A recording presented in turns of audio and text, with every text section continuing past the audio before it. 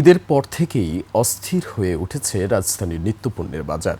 চাল, সবজি, মাছ, মাংস ও ভোজ্য তেল প্রায় সব ধরনের প্রয়োজনীয় পণ্যের দাম বাড়ায় হিমশিম খাচ্ছেন সাধারণ মানুষ। এরই মধ্যে নতুন অর্থ বছরের বাজেট ঘোষণা হলেও বাজারে তার কোনো প্রতিফলন দেখা যায়নি। ব্যবসায়ীরা বলছেন সরবরাহ সংকট ও উৎপাদন খরচ বৃদ্ধির কারণে বাড়ছে দাম। আর ক্রেতাদের অভিযোগ, কার্যকর বাজার তদারকির অভাবেই লাগামহীন হয়ে উঠছে দ্রব্যমূল্য। হাকিম মাহির রিপোর্টে বিস্তারিত। নগদ নিয়ে এলো হার না মানা হার অফার। সর্বনিম্ন 10,000 টাকা রেমিটেন্স নগদে পাঠালে থাকছে স্বর্ণের হার জেতার সুযোগ।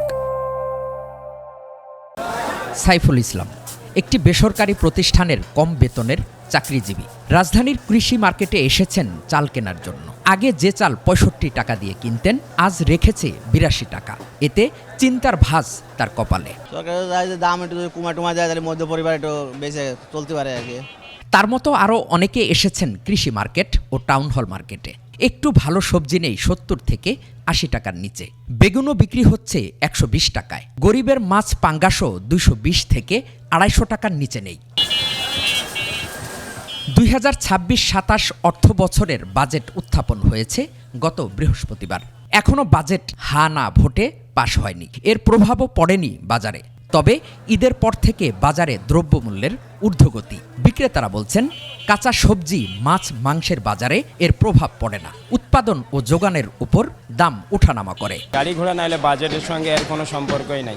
আমদানি যদি বেশি হয় তো মাছের দাম কমে যাব, আর যদি আমদানি কম হয় তো মাছের দাম বেড়ে যায়। করলা 100 টাকা, শসা 120, পটল 80, ঢেঁড়শো 70 টাকা।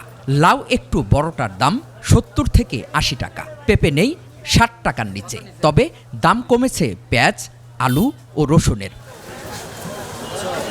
কুরবানির পর দাম বেড়েছে মাংসের। গরুর মাংস নেই 800 টাকার নিচে, খাসির মাংস 1200 টাকা, ব্রয়লারও 180 থেকে 190 টাকা, রুই মাছও 300 টাকার উপরে। নদীনালার মাছ নেই 600 টাকার নিচে। এমন বাড়তি দাম আরও মাসখানেক থাকবে বলে জানান বিক্রেতারা। এই বাজারও পড়েনি বাজেটের প্রভাব। মাছ 380 টাকা করে নিল আর কি, এটা বলে বাটা মাছ আর কি। যদি আসে তাহলে তো ভালো, আমাদের নিম্ন আয়ের মানুষদের জন্য ভালো হবে। সয়াবিন তেলের দামও লিটার প্রতি 200 টাকার নিচে নেই। ফ্রেশ ও সেনার হাফ লিটার সয়াবিনের দাম 100 থেকে 102 টাকা। দাম কমেনি কোনো মশলারও। চালের বাজারেও আগুন। প্রতি কেজি চালের দাম বেড়েছে 5 থেকে 7 টাকা পর্যন্ত। সবচেয়ে বেশি বেড়েছে নাজির শাইলে। আগে ছিল 65, এখন 85 টাকা। গরিবের মোটা চালও পাওয়া যায় না 50 টাকার নিচে।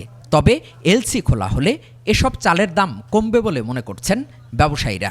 আমরা দুবেলা দুমুঠো ভাত খাইব, সুখে থাকবো, কাজকর্ম করবো, এইটাই। যতদিন এলসি ওপেন থাকে ততদিন তারা বাজার নমনীয় রাখে, কম রাখে। ঠিকমতো তদারকি না হলে বাজার আরও লাগামহীন হবে বলে আশঙ্কা করছেন ক্রেতারা।